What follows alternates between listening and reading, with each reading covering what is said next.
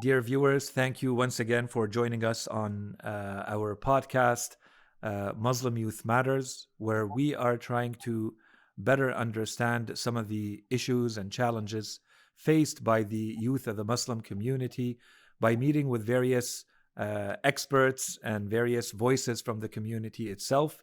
And today's topic, I think, is going to be a topic that goes to the core of the issue, a topic that is very sensitive. And we're lucky to have with us Amira Elghawaby. Amira, thank you very much for joining us today and taking the time. Thank you so much. Assalamu alaikum. It's a wonderful opportunity to be here and share these reflections with you today. Thank you very much. Wa alaikum assalam wa rahmatullah. So, why don't we start by getting to know you a little bit better? Who are you? What's your background? And what got you involved in doing this type of work and where you are today? Okay, well, my name is Amira, as you said, and I live here in Ottawa on the Anishinaabe territory. And I've been working in human rights for quite some time. I would say at least the past 10 years or so. The way I got involved in human rights advocacy was actually through my journalism work. I studied journalism at Carleton University. I went on to work at CBC Radio and as a frequent writer in various newspapers and internet sites. And so doing some of that work and really caring about some of these issues, I found myself attracted to doing advocacy. I joined the National Council of Canadian Muslims in 2012, where I worked as a human rights officer and then later director of communications for 5 years. And during that time, saw a lot of the difficulties that our communities have been going through in terms of discrimination, representation, in terms of human rights issues that continue unfortunately to be an issue, and so bringing me up to now, I am currently a founding board member of the Canadian Anti-Hate Network, which is an organization that is monitoring the rise of far right extremism, white supremacist groups. I also sit on the board of the Silk Road Institute. My day job is in the labor movement, so advocating for the rights of workers in this country. And I continue to write regularly. I'm a contributing columnist at the Toronto Star. That's excellent. Thank you so much for sharing all of this. And already, just from your introduction and your experience, I think we have a few things that we can certainly start talking about. On the one side, I think your work in journalism and your implication in the media deserves its own discussion. That's on one side, but then you already touched on what we would like to talk about today, which is everything related to hate and bigotry and anti-Muslim sentiments, Islamophobia. So, how would you go about defining the issue? What is Islamophobia? There's, I think, a lot of ways to understand it. There are people who look at it as a form of, plain racism, where others look at it more as an ideological issue. From all of your work and your implication in this field in general, what is the problem? How, in short and sweet way, how would you say what is the problem today? Sure. I mean, it's a great question. Islamophobia, has various definitions, but the Ontario Human Rights Commission has a very simple definition, and it is essentially the irrational fear or hatred of Muslims or Islam that manifests itself in acts or in words that people express, essentially. So, when we're talking about Islamophobia, for a long time, people didn't even describe it as such. They would describe it perhaps as racism or discrimination. And I think it is important to be specific when we're talking about the various types of racism in our society. We want to speak specifically about anti-Black racism, anti-Indigeneity racism. We want to speak about all the forms of discrimination specifically, even though they sort of represent a whole, because it is important as you think more about solutions that you are then able to kind of identify what is it exactly that we're trying to address. And so with Islamophobia, the stereotypes about who Muslims are, what they represent, that monolithic view of Muslims as as one stereotype or archetype, obviously is amongst the different kinds of narratives that are out there about our communities, and they certainly do impact on how not only people interact with us, but even how we ourselves see each other and how our young people see themselves. That's excellent. I actually wanted to ask you about that. So I think you already answered the question. I wanted to see from your point of view and your interactions and your work on this topic, does it seems to be a very academic discussion to have, a very theoretical one to try to understand, is there a nuance to be made or not? Is it similar or different than anti-Semitism? Is it similar or different than, cultural racism? But I think you made an excellent point by saying that we do need to make those distinctions so that we can address them properly. So I think that's already, something that very, very important that I want to keep in mind as we go a little bit further. One thing I want to ask you though is I think part of that distinction for instance, if there's a difference between cultural and looking at it as Islam per se as a problem, is that perhaps we don't want to view it as Muslims have a certain look. Culturally, you may reference them in a certain way. And this gets us into the discussion of the causes for this. Mhm. But just to see, do you have anything else to add with regards to properly understanding the definition you gave?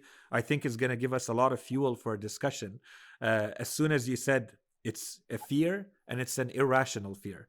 Right. So, can we start unpacking that? Where is this coming from and what are some of the causes for this?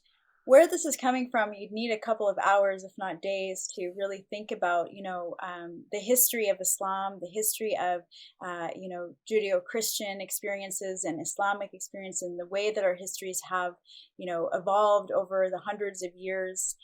So we don't have all that time, but we can sort of fast forward, to think about the Orientalist views that the West has had and carried about Muslims, in all the various ways, whether it's looking at the way that women are looked at, whether they are seen as oppressed, as unable to have their own agency within the faith, whether we look at Islam being considered as a violent religion, one that was spread by the sword, and these types of ideas that Islam is incompatible with Western thought or advancement, that it is essentially a backwards religion. And I am not wanting to repeat these narratives in order to reinforce them. I'm just pointing out that, yes, these types of ideas about our religion exist. And it has, of course, been upon many of our shoulders to, work hard to address those concerns, to address those misunderstandings and misinformation about our faith communities. And so, unpacking that irrational fear, when we look around ourselves and see how are Muslims represented in popular media, how are Muslims, being described whenever we look at, for instance, terrorist activity that is happening, quote unquote, in the name of Islam, the way the disproportionate impact that will have on our communities versus, for instance, when you look at white supremacist attacks, and not the same type of guilt by association that you're going to find with regards to, for example, people who are white, the way that we have to carry sort of, and shoulder the responsibility of what people who are completely misguided about the true teachings of our faith will do in the name of our faith. So there is certainly a lot to unpack, but I think I would, really bring it down to the essence here. Many different communities over the years, over the decades, and until now, have been stereotyped, have been othered, I would say. And it's due to a variety of factors. If you look at the different waves of immigration, for instance, to Canada, at one point when the Holocaust was happening and there were Jewish people wanting to come to Canada, one of, a prime minister was asked, how many Jewish people should we allow to come in? And he said, none is too many. Right. So we can look at that history of anti-Semitism. We can look at anti-Black racism, which occurred again. There was a policy in this country of not allowing Black people to immigrate to Canada, even though we talk about the Underground Railroad and we talk about all the positive aspects of Canada and Black communities. There's a very ugly history there as well. And I mean, I cannot, of course, forget the most fundamental basic oppression that has occurred in this country that we call home. And it's why I started out by acknowledging the land I'm on, the Anishinaabe territory, because we know that this country has been built on a significant major oppression that has even been called cultural genocide against Indigenous peoples. And of course, through that oppression, the dehumanization of Indigenous peoples had to occur in order for that type of oppression to happen. So, when we talk about Islamophobia, again, it's part of, unfortunately, sort of a sad reality and history of global racism, global discrimination against different communities. And so we need to make sure that we kind of situate it into that broader reality. But again, as you said, and as we're going to explore, there are specific ways that we need to think about it within our own communities of how we address it. And I think the other thing I would say, whenever we're talking about Islamophobia, we have to understand that it's going to manifest differently within our own communities as well, because we have all intersecting identities. We have, Black Muslims who are going to not only experience Islamophobia, but also anti-Black racism. Women are going to experience a gendered form of Islamophobia. Young people are going to have different experiences as well. So, these are not easy conversations to have. They're quite deep once you get into it, but they're also very necessary. Absolutely. And thank you very much for that. You already started talking or touching on a lot of things. Before I jump into what it looks like specifically and then the scope of it, maybe one last question about, because I'm trying to make sure that we understand what we're talking about. Do you make a difference, or do you think that it's important to make a difference between Islamophobia as being something against Islam as an idea, as an ideology, as a religion, versus Islamophobia being against Muslims? And do you think that this is an important thing to do, or do we simply say, as I think some believe and some think, that the idea does not live on its own in a void? The idea is always personified in people, and therefore Islamophobia is Islamophobia, and it's not the attack on the idea that really matters. It's, at the end of the day, we are attacking people. How do you view that? That's a quite a deep question. So let's think about it this way. The part of the stereotypes about Muslims is that they cannot engage in any type of discourse around their religion, that that we're so sensitive about it, that we are dogmatic, that we believe that we're Islamic supremacists, that we cannot engage on a critique of our faith, which is completely contrary. In fact, within the Islamic tradition, there is a high regard for intellectual debate, intellectual thought. And so the idea that you cannot criticize Islam is actually ludicrous and Islamophobic itself. Absolutely, people can criticize Islam, just like they can criticize any other ideology or faith or what have you. Where the distinction becomes is where you start to use that dispute that someone may have as what you've just said, in forming a negative perception of the people who are practicing Islam, and then using those negative perceptions to start to act out or speak out in ways that will lead to discrimination against these communities, right? So you can absolutely debate or discuss Islam, but it's when you start to use that to forward and advance discriminatory views about all Muslims or all aspects of the faith, and where it becomes impossible for those who are actually adherents of the faith to be able to engage, because we're already, we've sort of lost the argument before we've started, because we're dealing with assumptions that we have nothing to do with, that are based on someone else's perceptions, readings, experiences, their own personal history even, and we're not even given an opportunity to share our own perspective in a way. And I'll give you an example, actually, just to sort of quantify this. I was participating in a conference in Poland. It was like an international conference around human rights, quite an important one, and I stumbled upon a workshop of people who are anti-Muslim, and their argument in that workshop was that Muslims are going to take over Europe, that they want to bring in Sharia law, and they dug up, these I don't know where they found these like very antiquated texts, written by some random scholar in the 13th century, and they pulled out these quotes, took them out of context, and said, "See, here's where it says they want to take over." And I remember just my hand shooting up in the conference and in the workshop. I'm just like, "Sorry, excuse me. I'm a Muslim. I've never read that text in my life. I have no idea who that scholar is. That if you talk to the vast majority of people just in this city who are Muslim, they don't even know what you're talking about. That is not how they live their lives." And he's like, "Well, you're one of the good ones." And it was like, "Excuse me, have you ever actually talked to a Muslim?" And this even reminds me of what's been going on in Quebec for years, where after the Quebec City Mosque massacre, where there was a moment of realization amongst the Quebec political and intellectual class that, what, we have been talking about Muslims and Islam for all these years. And one radio host said, "In my 20 years, I've never actually interviewed a Muslim. I have just been talking about their faith, but I've never actually talked to them." And so that's the problem, is that there are all these stereotypes, there's all these ideas that that some people are going to, base their entire judgment of an entire, however millions of Muslims there are, or I don't know, is it over a billion in the world, and they're going to suddenly decide that they know exactly what each and every one of us is thinking at any given time, is of course ludicrous and Islamophobic. Hmm. Absolutely. Excellent point. So I don't know if the next question I'm going to ask you is actually one question or two questions.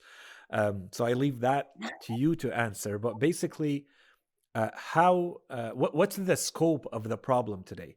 How big of a problem is it? And maybe as a follow-up or examples, I don't know how you want to look at this. What does it look like? And so that's why I think, the scope could be also what it looks like or not. I leave that up to you. But I want to understand. I want to be able to say, and this is how big the problem is, and this is what it looks like on the ground in society today, specifically in Canadian society. Right, right. Yes. Yeah, and my focus in my work is on Canadian society. I don't do international work because we know that internationally the experiences of many minority Muslim communities around the world is dire, if not, outright genocide, as what we're seeing in China, for instance, with the Uyghur communities there. So, when you think about scope, it doesn't get worse than that. That's a genocide against Muslims for the only fact that they are Muslim. So there's that, and so if you're going to compare the scope here to there, there's no comparison. And of course, solidarity with the people there who are going through this, and of course, we call on the Canadian government to actually name that as a genocide. But that being said, within Canadian society, what we have been seeing for many years, didn't start with 9/11. It didn't start with Mhm. 9/11, but certainly was exacerbated by 9/11, in which, of course, the so-called war on terror, so-called, the scrutiny that our communities were under during that time specifically, and then in sort of years that came after, with the rise of Daesh as well, and all of these various terrorist attacks that were happening in Western capitals, also, furthered the idea that Islam is at war with the West. All of these things sort of created, for some time, a real strong narrative in this country of a so-called threat of Muslims. And, the former Prime Minister Stephen Harper at one point said, the biggest threat to Canada is Islamicism, not a word, but we knew what he meant. And so we have seen, over the years, a negative rhetoric, particularly even in that 2015 federal election, when the biggest issue that the Conservative Party was pushing at the time was whether or not a woman could wear the niqab. We were talking about less than a handful of women who wanted to wear the niqab. It was certainly not a national issue, but it pulled on people's sort of emotions. And it maybe, sort of reinforced some stereotypes about Muslim women and got people to rally, against Muslim women. Although I will say that in that moment where we started to see hate crimes rising against Muslim women in this country in that 2015 election, we really did start to see the tide turning against that type of political rhetoric. And so when we talk now about the scope, here we are in 2021. The reality is that hate crimes overall in this country have been rising. Hate crimes targeting Muslim Mhm. communities have generally been rising. They hit sort of a high watermark in 2017.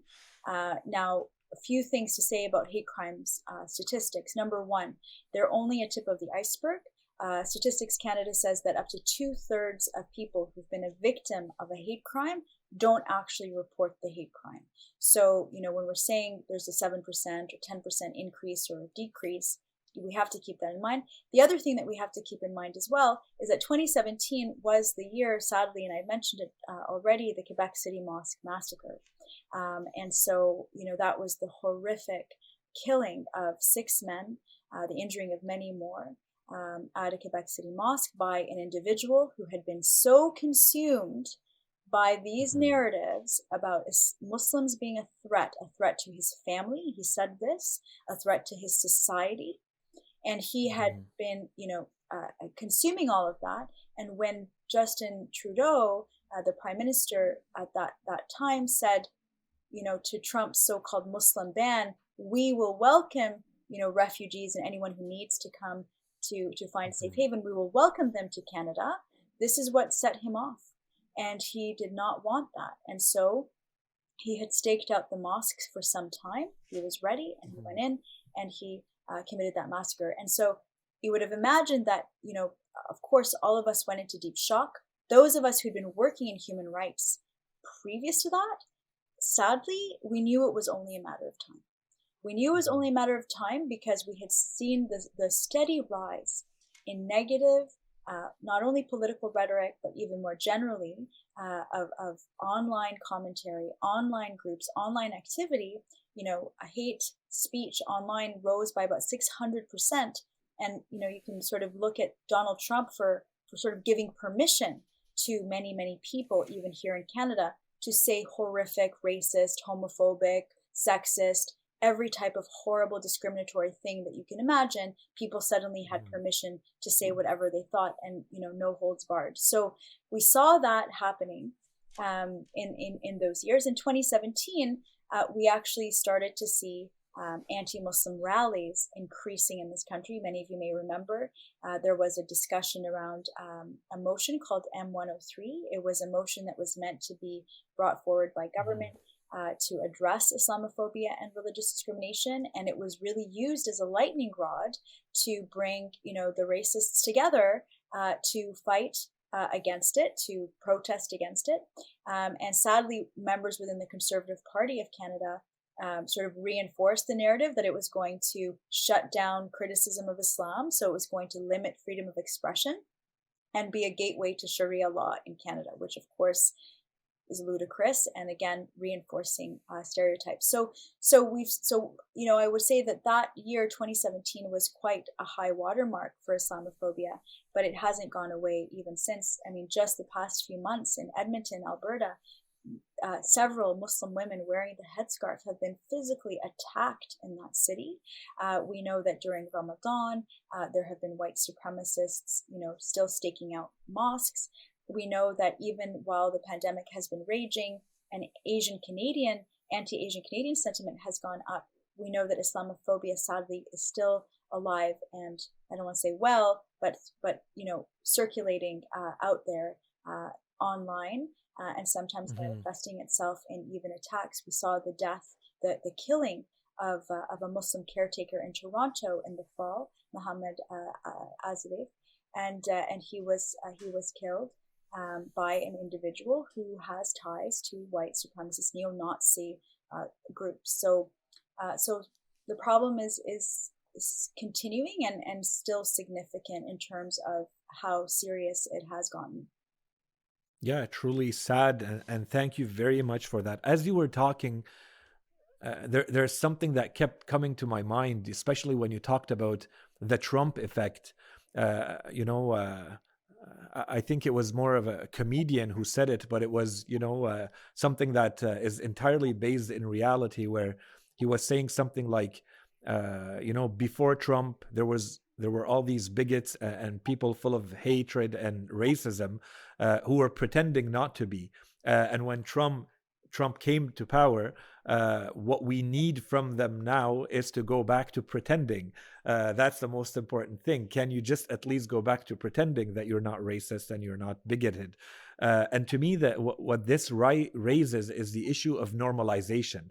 You know, when you have, as you said, a prime minister in a country, people who are in elected positions, people who are very powerful, influential in their fields and sphere of activity, they kind of normalize the Islamophobia. And I wanted to hear you a little bit more on this theme. As you were talking, it came to my mind of normalizing the idea of Islamophobia and what is contributing to it.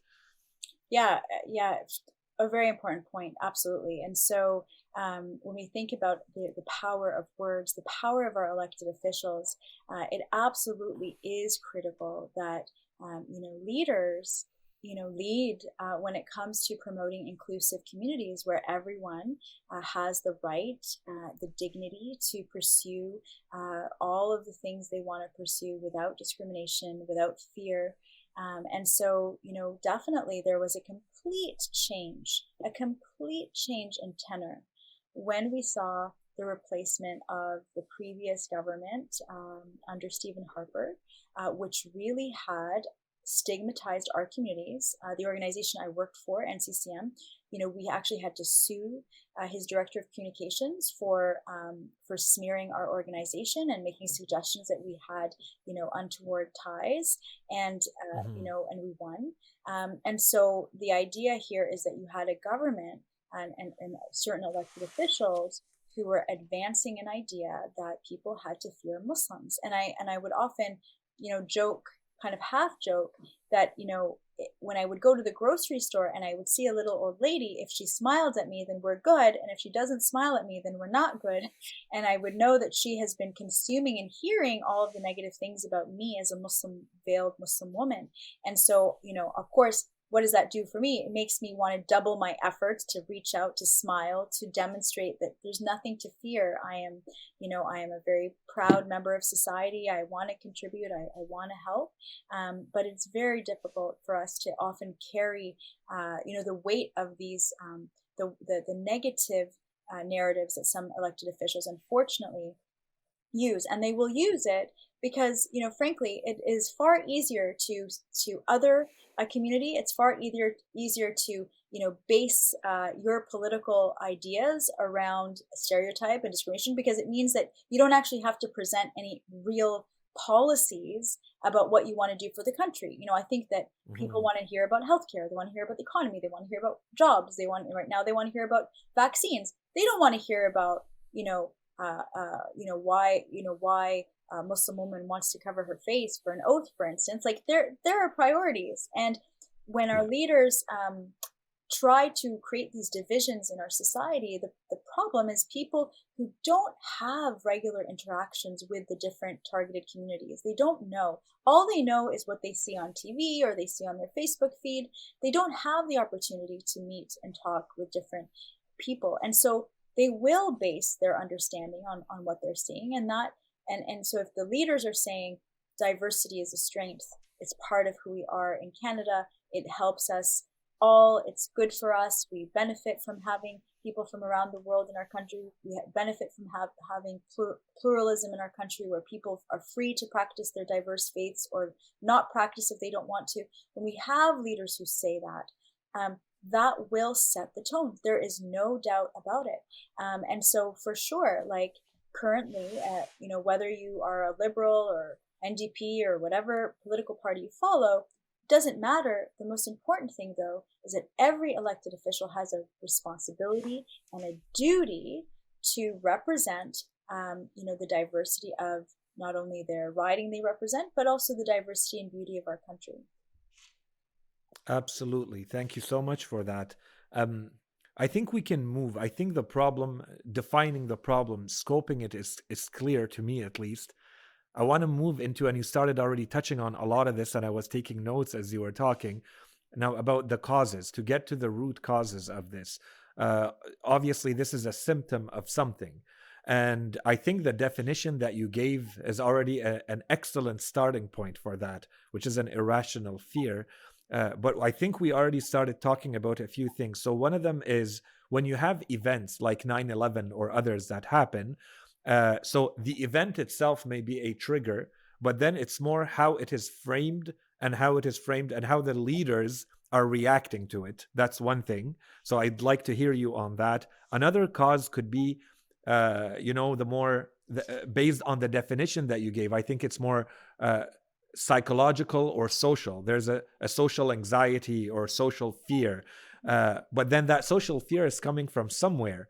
And this is what leads me to, and, God willing, we'll have another session where we dig a lot deeper into this, but the role of the media, mainstream or other, that is contributing to this framing. So you do have the people in position, of course, with all of their influence and how they're reacting, but then you have the media, and all of this is contributing to either creating or dispelling, the social anxiety and fear, irrational fear that may be triggered.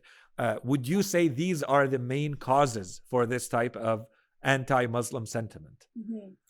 So again, like I would say that it is common throughout history, throughout societies, that there will be the othering of minority communities. This is well documented. There's an excellent book called The Myth of the Muslim Tide by Doug Saunders. It was written a few years ago. But what he does in that book, which is excellent, is he demonstrates how it's almost like you can switch out different communities in terms of how they've been othered and marginalized over the years. Like you can switch out the Italian community, the Irish community.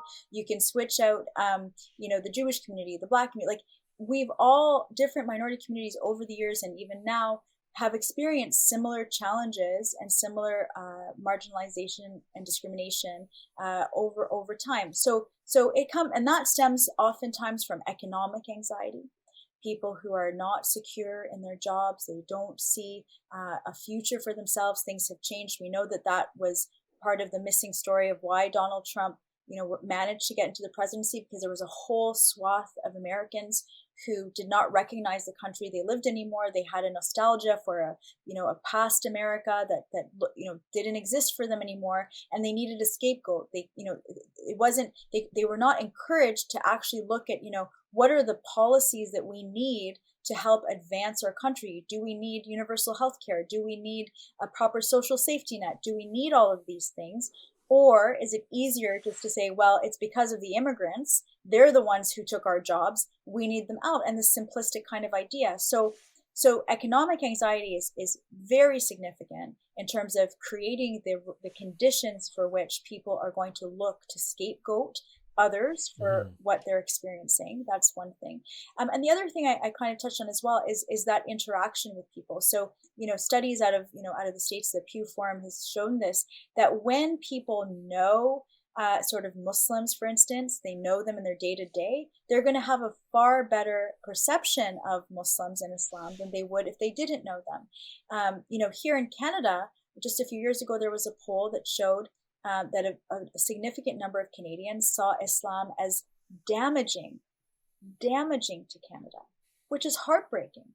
It's heartbreaking because those of us in our communities know how hard we are working, not because we want to prove that we are, hardworking and care, but because our faith teaches us to care about each other and care about our communities, whether they're Muslim or not Muslim. We are meant to be here as helpers and supporters of the human condition.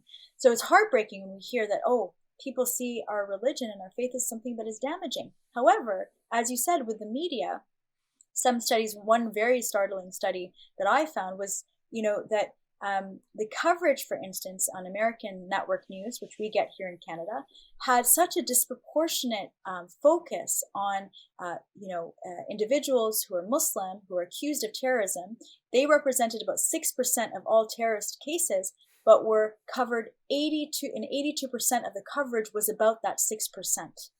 So you can imagine how much of an amplification in the public mind there is when it comes to terrorist activity engaged by Muslims as opposed to other groups. And we know that the issue of white supremacy has only really come to the fore in the past few years, but it has been with us for a very long time, just did not get the same type of scrutiny as it deserved to get, and which finally is starting to happen. Hmm.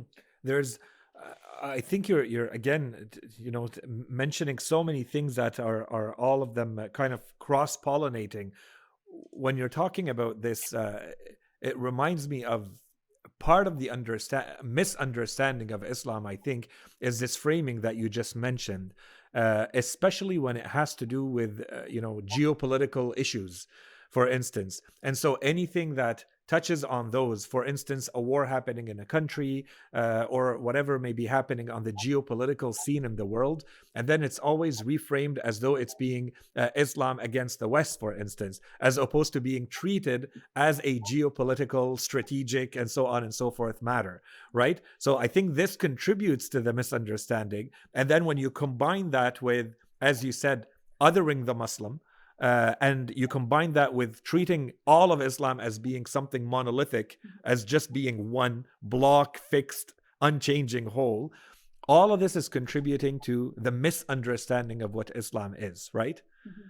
Yeah, no, absolutely. That's absolutely true. And it is kind of a tangled web, really, when you have to kind of pull at all of the different threads to try to understand, what we're dealing with. So absolutely, the media plays a role, the political parties play a role, our own communities will play a role. There is in all of this, much to think about in terms of how we're going to start confronting it, and how communities are already starting to confront Islamophobia and try to address it. Yeah, the point I think I was thinking about with regards to the geopolitical, it's as though, and I could certainly feel like that as a Muslim myself. But I could imagine that for many Muslims, if you want to engage intellectually in a geopolitical discussion about what's happening, or you have any sentiments about the geopolitical events, things happening between countries, the US attacking Iraq, for instance, whatever it may be, it's going to be reframed as though you're not really allowed to have an opinion based on the facts on the ground. You're only going to be looked at as are you a Muslim or not, and then whatever reactions may occur is going to be looked at from that lens too, right? So anyways, that's kind of a dismissive way of looking at things, or ignoring the big picture and focusing only on one angle of it. Mm-hmm. So Islam may or may not be a factor here, That's right. but we need to look at what is actually going on. That's Absolutely. So I think with everything that was mentioned, I think we can start moving to what now? We need to move into a solution mode. We want to look at, we understand what the issues are, how big they are. Unfortunately, as you said, the problem is not going away. I think there's huge efforts that have been made by different countries, European Union, in Canada, certainly over the past couple of years. As you said, we saw rise. But we're also seeing elements of a solution, the right attitude, the right platforms, and so on and so forth. So where does it start? I do want to look at what does that mean for the youth in a Muslim community? How are they going to be living all of this? I do want to look at the role of the community itself in helping itself. And then I want to look at society in general, especially those in power. So, but I want to leave that to you. You frame that to me. With all of this mess that we have, with all of this, challenging situation that we have, these big problems facing society in general, and they've been there for a long time. Where do we start looking for solutions? What does that look like? Mm-hmm. Well, I think there's going to be two key things that we should keep in mind. So, number one is education, and number two is empowerment. So, with education, first and foremost, we have to think about, number one, how are our young people thinking about Islamophobia even within our communities? Are we talking about these issues? Are we helping them, understand how it manifests, how they may be experiencing it, so that they can name it, and then we can actually engage on it? And so what do we do? How do we do that? How do we help all of that? For parents, it is so critical to be talking to your children and understanding what their experiences are at school. When I was at the NCCM, a lot of the cases that we were seeing in terms of our human rights complaints actually involved teachers in schools that may make a comment. They didn't necessarily mean to be offensive, or sometimes they knew exactly what they were saying, but they would say things, or they would treat a Muslim student in a way that was discriminatory. and we wouldn't know that unless the child or young person or a teenager was communicating that to the parents, and then the parents were becoming the advocate. And so, number one, parents need to be paying attention, and they need to advocate on behalf of their kids. And that's like a whole other program, but it is very important that we are engaged in our schools. I have been, paying attention to what's been happening in schools for some time, and I'm very often disappointed that I do not see Muslim parents participating in the parent council meetings, in the monthly, equity committees that the school board has. We're not at the table, and the expression that many people know is that if you're not at the table, chances are you're on the menu. And if you're not advocating for yourself, your family, your community, no one else is going to. And so that is very important. So the education, telling our kids their rights, making them understand that no one has the right to treat them any differently because of their faith or any other characteristic is important. Standing up for the children, and then also working with schools to demonstrate that there should be representation. Every October is Islamic History Month in Ontario and in other provinces. Actually, I think it may be even a national. It was designated as a national history month. Are we asking our schools to have a display about this or have any curriculum on this? The Toronto District School Board has an incredible guide for teachers on how to mark, Islamic History Month, and it has, different kinds of books. It has videos, it has suggestions for all types of curriculum supports around this particular month that can be used right through elementary school, even high school. Are we advocating that? Are we pushing it? Are we aware of it? If you have kids, you need to care about these things, because our children are not seeing themselves represented in the curriculum that they're reading too often. We're starting to see more of it. That's a good thing, alhamdulillah. And that is really what we need to keep pushing on. So the education within our communities, with the schools, the education with other people as much as we can, obviously just through our actions, through participating, through volunteering, and what have you.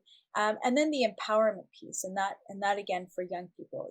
We cannot live in our own silos. One wonderful opportunity now, it's a pandemic. It's hard to volunteer. It's hard to get out there, but inshallah, that will be over soon. And when it is, we need to get back out there. We need to, and by the way, there's many, many, many Muslims who are still out there. They're frontline workers. They're working in long-term care homes. They're working in medical settings. They are working in the grocery stores. They are delivering the packages and the food to us. Like, we're out there. And so people will see through our actions and our good character what a Muslim actually can be. Not just the one-dimensional impression that they may have off the evening news or what have you. So empowering our young people to feel that, what, I know who I am, I know my identity, and I'm not my various identities, and I'm not going to be ashamed of that. And the way they have that sense of purpose is by encouraging them to take part in society, get involved, get engaged, and by doing so, then they can assert who they are. And so I think that this is very important, because if we allow the danger of not empowering our young people is that, and then only telling them about Islamophobia, is then they may fall into an idea of an us versus them paradigm. And that's dangerous. We don't want that. That's actually what, extremists on either side want to see, whether it's white supremacists, whether it's, religious extremists. These are folks who want to say, we can never get along. We are all, they're them and we're us, and we can't work together. We can't have a multicultural society. It's not possible. They will replace us. They won't allow us to practice our religion. And it becomes very, very dangerous to have that type of society. We don't want that.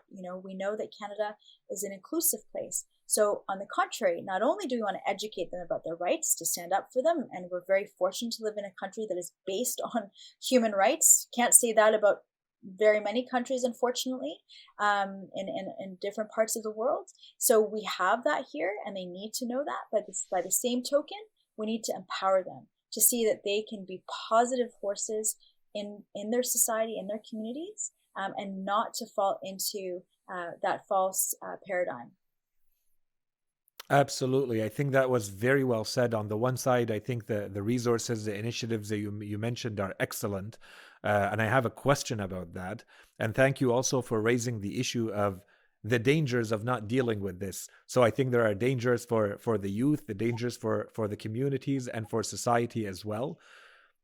But at the level of communities, and I don't know to what extent you interact directly or not with community organizations, to what extent would you say we are aware of these resources and these initiatives? And to what extent do we have the capacity to start engaging in the work that you're mentioning? Is it happening? Is it happening enough? Or is there still lack and a lot of work to do there? I think that, our communities have advanced considerably just in the past, 10 years or so.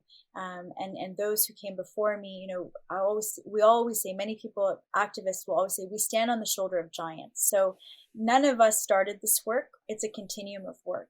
And so the Mhm. early sort of, Muslim immigrants to Canada, a lot of the initial focus, say in the 60s or even earlier than that. And actually the history shows that the first Muslim, I think came to Canada in the late 1800s, and it was the son of Scottish immigrants, actually Agnes Love. And so we know that Muslim presence here has been here for 100 years, much more than 100 years. But that being said, in terms of sort of the first early waves of immigrants, in significant numbers, in the 60s, 70s, the focus was on building institutions. It was on building the mosques. And the communities were relatively small compared to now. So, when Mhm. I hear the stories of my elders and I listen to the stories of the Muslim elders, say here in Ottawa, for instance, what I hear is, there were close knit communities. I'm sure there were personality differences, but overall, they had pretty much a chief goal, and that was they wanted to build a local mosque. They wanted to have a place to come together to pray. They may have set up a Saturday school to teach Arabic or whatever language they had and that they wanted to keep in their young people, and that was pretty much it. And that was sort of the focus. Of course, over the years now, as our communities have grown, become much more diverse, much more, has different age groups, significant numbers of different ages, obviously the needs have shifted and changed. And one Mhm. thing that I think that our communities need to really think a little bit more about is those young people who, they have grown up in a democracy. They've grown up in, the idea of consensus building and the idea of, participation and empowerment, who now want to join and participate in some of the, Muslim organizations or the local mosque. And I will tell you a Mhm. story that I personally experienced when I started practicing Islam in my early 20s. I told a sister, I said, I'm so excited to practice, Islam. Alhamdulillah, I'm really excited. I'm going to go volunteer at the local mosque. And she said, don't you dare. She said, don't you dare. Do anything else, but don't do that. And I said, why? She said, because it's going to make you want to leave Islam. And I'm not joking. And I'm not to blame any, I won't name mosques or anything. There's amazing mosques out there. But there are some mosques that are exclusive. They are not allowing for full participation of young people, of women, of diverse ethnic groups, even. And one thing we have to think about is where are the opportunities within Canadian Muslim communities to inculcate the spirit of Mhm. leadership, of that empowerment that we talked about. Are we creating those spaces internally within our communities where we can really foster and nurture young people's aspirations? Or is the mentality one, I'm sorry, of back home, where it was a group of people who are going to run it? They're going to run it the way they want it. It's not really democracy. It's like who you know. And that's going to drive out the young people from our communities, and we're going to lose them. They're going to be amazing leaders in all sorts of other places, inshallah, and we're going to lose out in our own community from having that. So I think Absolutely. that's a very important point that I want to emphasize. No, absolutely. Very, very true words. Um, if I want to shift now the attention to the kind of work, if we were to make recommendations or trying to work with the government, if I want the government to help me, and I think we spoke about trying to help ourselves, but if I want those in power, policymakers, legislators, uh, you know, through funding, through programs, through laws, whatever it may look like. And I mean, Canada, and you mentioned it, I think is an amazing place, especially in the phase that we're in. Canada is officially a multicultural society, and many other countries that claim to be are actually not officially multicultural. Canada has a charter for this, and it's an amazing place to be. And there are some, as we said, a lot of space and a lot of platforms, a lot of ability to do this kind of work. Based on everything you said, though, as we said, the problem is still there. And in certain cases, I think we even get the impression that it's growing, and it's certainly not going away right now, and there's a lot of work to be done. So what does that look like? If I want to be engaged, or if I want to make recommendations to policymakers, what am I asking them for exactly? What's my specific ask? What does that look like? Mm-hmm. So I don't necessarily think there's going to be a specific ask, right? So when we're talking about electoral engagement, civic engagement, it really is about being engaged in your own community. And so, for Mm-hmm. instance, when I was at NCCM, we had a campaign that I started with Brother Muhammad Hashim, who was a labor organizer. Now he's the head of the Canadian Race Relations Foundation. And we had worked together to think about how are we going to mobilize our communities in a way that makes them effective participants of their local communities. And we thought the way to do that is to get people to engage in 4 levels. So number one, we have to be engaged with our schools, as I mentioned. Number two, we Yeah. have to be engaged with local media. We have to have contact. We have to be able to showcase the positive stories, the positive, the blood drives that we're doing, the raising of, $200, $300, $400,000 for the local, hospital that we're doing. We have to know who to call and get on the news and talk about it and share our faith values. We need to be engaged with the local law enforcement. We need to be talking to police services. Why? Because there are many young people who are struggling in impoverished communities that are vulnerable communities that need support, and we want to ensure that we as a community address some of the concerns without having the overbearing hand of police and law enforcement over policing our communities. We want to be able to figure out the solutions to support young people, to get them away from going to jail or being or having a negative outcome in their life. So police services. And the fourth was the being engaged civically. So whether you're municipal government, your provincial government, or the federal government, you need to know who are your city councillors, who are your members of provincial parliament, who's your MP, and are you building relationships? Building a relationship, please, is different than a photo op. And I think that many people will understand exactly what I mean when I say that. A photo op of folks coming to a dinner or what have you, that is not building relationships. Building relationships is actually getting into the issues, understanding what your community, and not just Muslim community cares about, but what your general community cares about. What is the issue with the local library? Where is it going to be? Mm-hmm. Or canceling library fees, for instance. I love the library, so I can use that as an example. Are we there? Are we present or not? We can't only show up when it has to do with Islamophobia and then not show up when it's anti-Black racism or Mm-hmm. something against our Indigenous brothers and sisters. If we're going to show up and we're going to be taken seriously, we have to do it on all of the issues that hurt people. We need to be there to stand up in solidarity with them. And so thinking about now, I know it's very easy to talk about these things, and all of us are busy.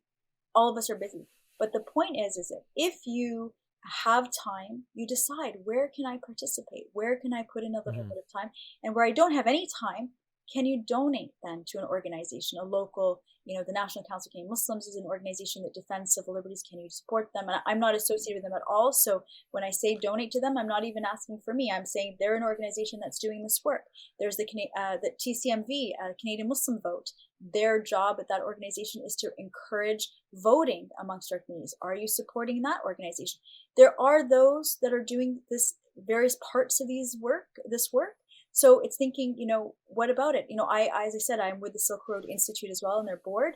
This is an organization that promotes the cultural arts within Muslim communities and beyond. So we support artists, we support filmmakers, we support playwrights, all of them Muslim from our communities, to tell our stories outside to the broader community. And if we're not going to support our own storytellers, why would anybody else support them? So We need to be intellectual about all of this. We need to be thinking about all of this. And inshallah, I think that if we can just spend a little bit of time working together and finding out how we can affect change, then things will continue to improve, I hope, inshallah. Well, thank you very much for that. Let me end with this question. I think you're someone who, has a rich life and a rich experience. As you said, you decide to become a practicing Muslim early in your 20s. You are seeing the perhaps the worst of it, because you're focusing a lot of your work and your attention specifically on the hatred, on the Islamophobia, following these trends, and yet you still decided to remain active in this sphere, in this world, to play a leadership role. You give talks, you write. Here you are on this podcast, and this is the work that you continue to do, and you choose to remain active in this kind of an uphill battle. So my question to you is, if you were to share a takeaway with the youth of our community, if you had a message to give to the youth themselves, what would you be telling them, given this rich, diverse, challenging, I'm sure at times, journey that you've had? I think the best piece of advice I can give, not just young people but anyone, and it's a lesson that I've learned over the years, is we need to stay united. We need to be united as a community, as communities. We need to work together. And I'll give you a concrete example.